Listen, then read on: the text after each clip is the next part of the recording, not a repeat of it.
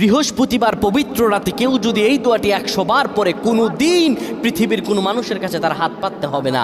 পৃথিবীর সব কিছু তার পায়ের নিচে আল্লাহ হাজির করে দিবেন। দারিদ্রতা থেকে মুক্তি দান করবেন, বিপদ আপদ থেকে মুক্তি দান করবেন, তার সম্মানকে সুউচ্চতা দান করবেন, অসুস্থতা থেকে দূরে রাখবেন। আল্লাহর অশেষ দয়া ও রহম তাকে দান করে দিবেন। সুবহানাল্লাহ। বৃহস্পতিবার রাত এটি গুরুত্বপূর্ণ রাত।